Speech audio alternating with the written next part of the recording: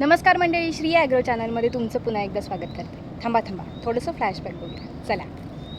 4 वर्ष बंद असलेली भातशेती पुन्हा एकदा करायचं ठरवलं आणि शेतामध्ये उभं राहिल्यानंतर कळलं समोर बरीच आव्हानं आहेत. ती म्हणजे वाढलेली कुंपण आणि शेतात झालेलं जंगल. पण ह्या आव्हानांना न थांबता लगेचच कामाला लागलो आणि कुंपण छाटायचं ठरवलं. अमरदादाची टीम हे काम करतच होती. आरती काकी, देवयानी काकी मदतीला होत्याच आणि ह्यावेळी अवकाळी पावसामुळे खूप कामं वाढलेली होती. शेताच्या कुंपणाला भरपूर बगदाडं पडली होती. मग वाटा लावण्याचं काम दीपक काका आणि त्यांच्या टीमना दिलं होतं. बऱ्याच दिवसानंतर अवकाळी पावसानंतर पावसाची उघडीप दिसली.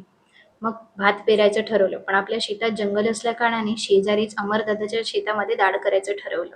पंचभूतांना आणि परमेश्वराला प्रार्थना करून आपण भात पेरायचं ठरवलं. श्रीफळ वाढवून नांगऱ्यांच्या शोधामध्ये आपण लागलो. कोणीच भेटत नव्हतं, पण 2 शेतं नांगरलेली असून सुद्धा राजन काकांनी शेत नांगरून द्यायला पुकार दिला. नांगरायला सुरुवात झाली. आरती काकी, देवयानी काकी दाड साफ करत होते. यावेळी आपण आपल्या शेतामध्ये सुवर्ण जातीचं वाण पेरायला घेतलं आणि लगेचच डॅडींनी पेरणीला सुरुवात केली. त्याचसोबत आरती काकी, देवयानी काकी दाड साफ करत होते. राजन काका नांगर फिरवत होते. हे सगळं मी छान बांधावरती बसून बघत होते. नांगरणी करून झाली आणि भात पेरणी आपली आटोपतच आली होती. लगेचच दुसऱ्या दिवशी मी शेतामध्ये चहा घेऊन आले.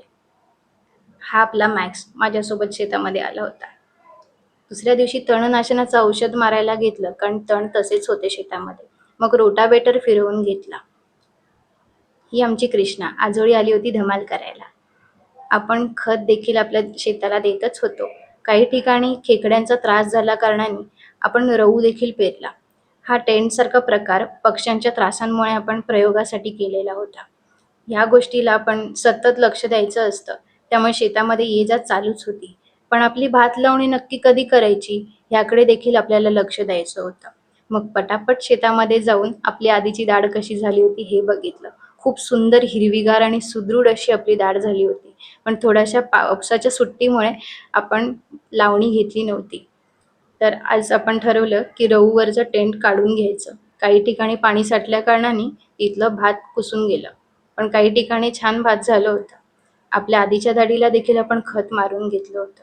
खूप छान दाढ झाली आहे आपली. आज मम्मीला सुट्टी होती, त्यामुळे ती देखील शेतामध्ये व्हिजिटला आली.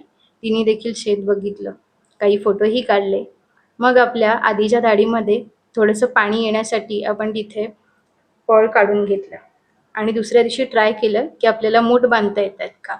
आपला भात लावणी संदर्भातचा एक मोठा ब्लॉग लवकरच आपल्या चॅनलवरती अपलोड होणार आहे, तर नक्की चॅनलला भेट द्या. धन्यवाद.